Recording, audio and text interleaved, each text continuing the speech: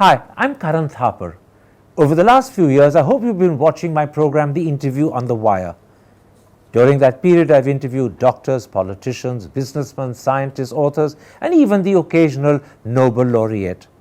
For me, it's been exciting. I hope it's been enjoyable for you.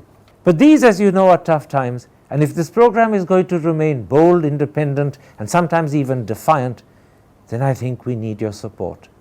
At the end of the day, it's a truism, but editorial independence is best defended by the viewers. So if you would like this program to remain the way it is, forthright, outspoken, and interesting, then would you consider supporting us? All you have to do is to click on the description at the bottom.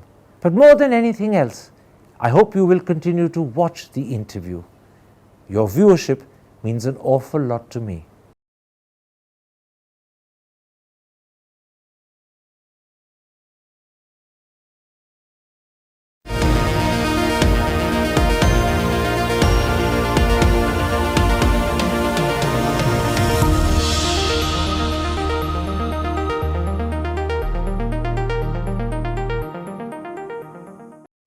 Hello and welcome to a special interview for The Wire. In his Dil Se program, Kapil Sibal, possibly India's foremost constitutional lawyer, has argued that allegations the BJP has received money through electoral bonds, which are a result of quid pro quo or possibly extortion, requires a Supreme Court monitored investigation. Indeed, he's gone one step further and said he would himself be prepared to take up the matter with the Supreme Court. Joining me today to discuss this entire issue is Kapil Sibal himself. Mr. Sibal, in a recent episode of your well-seen and received program Dil Se, you pointed out that it seems the BJP and possibly other parties as well have received money from electoral bonds in return for quid pro quos or possibly enforcement-directed CBI extortion. This is clearly, if it has happened, against the law, and you therefore believe a formal investigation is required into the matter. Can you start by explaining this key point further? Well, first of all, let me just point out that if you look at the facts in relation to raids that were conducted by the ED and the attachment of properties of particular entities, you will find that soon thereafter, there is a donation made through the electoral bonds to the BJP. Now it's obvious that if there is a proximity between the raid and the donation made through electoral bonds, there is a natural presumption that there is an element of quid pro quo, because the government would know that ED has raided, and the government and the BJP would know that they have received the bonds. And therefore, and some of these facts are really very frightening and very, very disturbing. For example, take Future Gaming. Future Gaming on 23rd of December 2021, ED attached immovable properties worth 19 odd crores of Future Gaming. On January 5th, that is within 2 weeks thereafter, Future Gaming purchased electoral bonds worth 100 crores. And on the 6th of January, they purchased bonds worth 110 crores. Now on 2nd of April 2022, ED provisionally attached movable assets worth 409 crores of Martin, who is the owner of Future Gaming. On April 7, within 5 days thereafter, Future Gaming purchases bonds worth 100 crores. And on July 2nd, the ED provisionally attaches movable and immovable properties worth 173 crores under PMLA in case of Martin. And on 6th July, which is 4 days thereafter, he buys another 75 crores. Now, if you match this with as to when the bonds were bought, you realize, and there's been an investigation done, that on that particular day in Chennai, in Tamil Nadu, only one entity purchased those bonds. So therefore, if only one entity purchased those bonds, and those bonds were received by the BJP, and this is happening immediately after the raids of the ED, the quid pro quo is established without any doubt. So you're saying prima facie, the evidence is there, it requires formal investigation, but the evidence on the basis of which you are deeply suspicious is there and visible for all to see. This is just one example, Karan. There are umpteen examples of this, but this is only one part of it. One part of it is that wherever there are ED raids, you will immediately get, the entity who has been raided to buy electoral bonds worth 1 crore each and then give it to the BJP. That's one part of it. The other part of it is entities have got huge contracts pursuant to electoral bonds which have been purchased from 2019 to 2023. And the purchases are to the extent of about 500-600 crore. In the case of future gaming, it's over 1,000 crore. Now, these are very serious issues. Prima facie, the ED, in different circumstances, would have raided these people, would have prosecuted these people, would have arrested these people. Those are the other circumstances which suggest that if they don't arrest, they don't prosecute, obviously the ED is going soft because the ED knows that the BJP has got the money.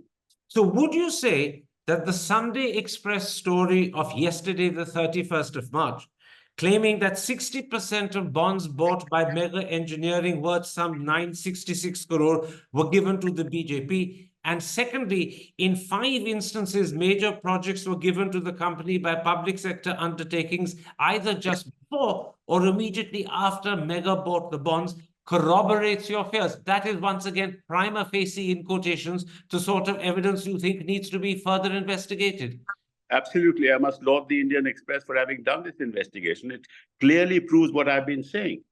And Mega Engineering has bought bonds between 2019 and 2023 and got huge contracts from the government.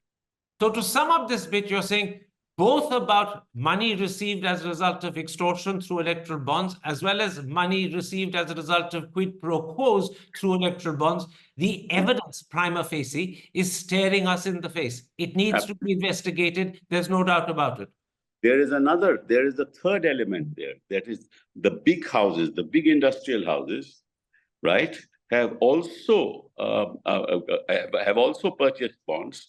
Now, no industrial house will purchase bonds and give it to, obviously, the party in power unless there is an intent to get some favors out of it. Why would anybody pay 1,000 crores or 500 crores or 300 crores or 200 crores unless there's an element of benefit involved? And so that's the other set that we have to look at. So you're saying when big industrial houses buy bonds in hundreds and thousands of crores and then give it to political parties, they're clearly looking for favors in return, and that's a third element that needs to be investigated. And obviously the government knows about it because the BJP receives those bonds, and it can't be that the government doesn't know about all this. All right. So now we have 3 grounds on which you believe an investigation is necessary. First, the ground is quid pro quo. The second ground is extortion. And the third ground is big industrial houses seeking favors in return for the money they're giving. You believe this investigation needs to be done by a Supreme Court appointed SIT. Is that because you don't trust government agencies like either the ED or the CBI to do a fair, objective, impartial investigation? I don't want to say I don't trust, but their track record is rather abysmal. Because if you look at the track record of the ED, in these very cases, the ED has not moved further in these matters, because if they have attached properties, they should have by now arrested these people and prosecuted them. So the track record of ED, not just in the area of electoral bonds, but in other areas as well that I need not talk about here, suggests that ED is not an agency that I think that the Supreme Court should rely upon. Let me be a little bit more specific. Are you talking about an investigation done by the ED or CBI but monitored by the Supreme Court? Or are you talking of an investigation done by members of a special SIT appointed directly by the court? No, I don't want, this is my personal opinion that ED and CBI should have nothing to do with it, because both agencies are perceived to be hand in glove with the government. So I would ideally want the Supreme Court of India to have an independent investigating agency, an SIT, with officers that they choose, as happened in the alleged 2G scam, and monitored by the court in a continuous mandamus, which is what it is called. So independence of the agency that does the investigation is critical. Absolutely. Now, this will only happen, Mr. Sibal, if the matter is formally raised before the Supreme Court.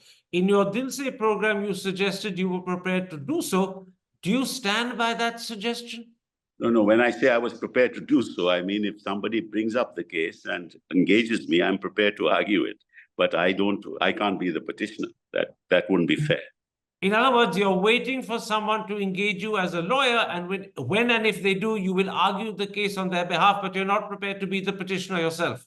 Waiting is the wrong expression. We never wait for matters. If somebody files a case and if somebody chooses to brief me, I would argue.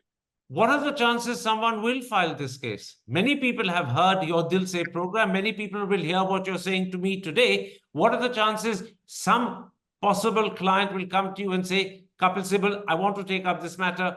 Will you file a petition on my behalf? First of all, as senior advocates, we don't entertain clients. It is the solicitor who is engaged by the client. And I am absolutely of the belief that several petitions, not just one, several petitions will be filed in the Supreme Court in order to set up an independent SIT. So you're fairly confident that several petitions will be filed. There would, in other words, be no, to use a colloquial phrase, shortage of clients wishing to take up this matter. Absolutely. No shortage at all. What are the chances that when and if petitions are filed in the Supreme Court itself will agree to take up this matter? I ask because it would clearly mean the court directly taking on the BJP and the Modi government. Does this court's track record suggest that it's prepared to go so far? Well, I think that's a wrong perception of the Supreme Court itself. The Supreme Court doesn't take on BJP or take on any other party or is in favor of one party or the other. The court, by and large, decides on the basis of the law. And if there is prima facie evidence of quid pro quo, as I have suggested, I have no doubts that the Supreme Court will entertain it. Now, if it doesn't entertain it, on that, of course, I can't make a comment. But I believe that the court will, in accordance with law, in the face of this kind of evidence, which is placed before it, will entertain it. Let me tell you why people doubt whether the court will entertain such petitions or not. The court has quite obviously and clearly, and sometimes I would add repeatedly, refused to take up habeas corpus petitions, particularly of people in Kashmir, where it was a matter of their life and death. If it can refuse to take up habeas corpus, it can easily refuse to take this up. I can't comment on that. If it has refused to take us habeas corpus to that extent, the credibility of the system is certainly in question. But the court having struck down the entire scheme of electoral bonds, I don't think, and I have confidence that this court will certainly look at the matter with great scrutiny, and I'm sure will act. Are you suggesting in that answer that the credibility of the court will depend upon whether it takes up this matter or not? No, I'm not suggesting any of that. I feel that the court, in the light of this evidence, will certainly take up the matter. You see, the habeas corpus you're talking about was in relation to issues that arose from Kashmir and certain leaders who filed habeas corpus petitions and were not entertained.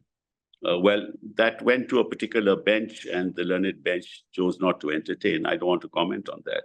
But those are exceptional circumstances. Are you also suggesting that given that this is the court that produced the initial electoral bonds judgment and also then pursued the matter diligently, forcing the SBI to make available details which the SBI seemed to be either reluctant or dilatory to make available, it would therefore be logically consistent for the Supreme Court to take up these positions? Absolutely. I'm optimistic about that. You're absolutely right. So logical consistency would require the Supreme Court takes it up. I would think so. I would think so. Finally, what happens if the court at the end of the day disappoints you and doesn't take up this matter and you don't get the sort of SIT you believe is necessary? What do you believe would be the consequences for the country? And secondly, what will be the consequences for our democracy?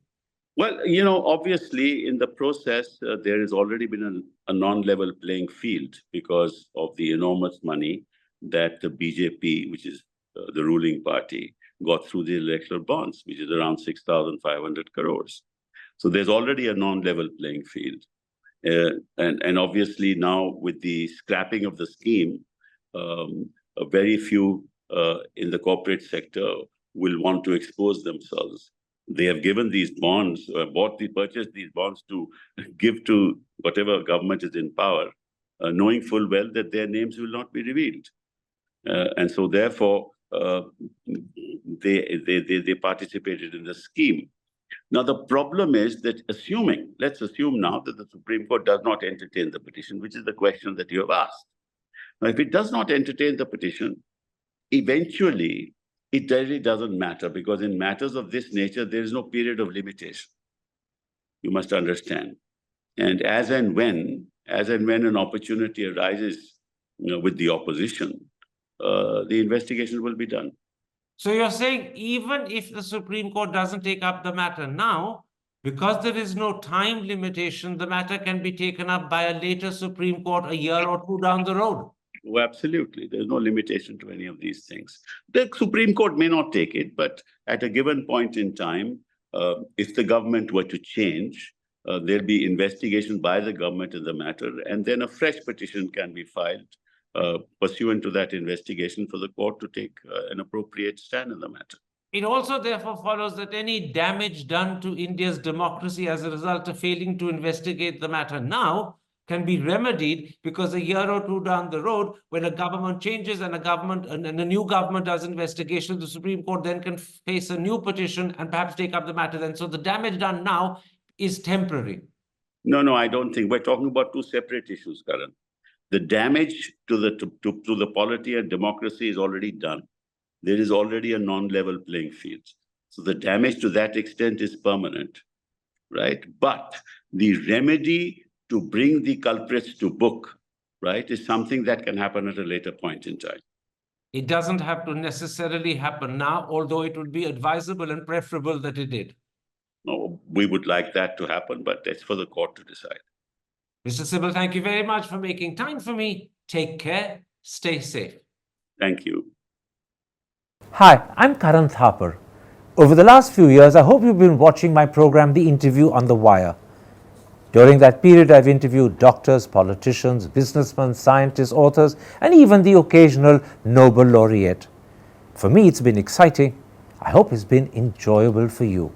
But these, as you know, are tough times, and if this program is going to remain bold, independent, and sometimes even defiant, then I think we need your support. At the end of the day, it's a truism, but editorial independence is best defended by the viewers. So if you would like this program to remain the way it is, forthright, outspoken, and interesting, then would you consider supporting us?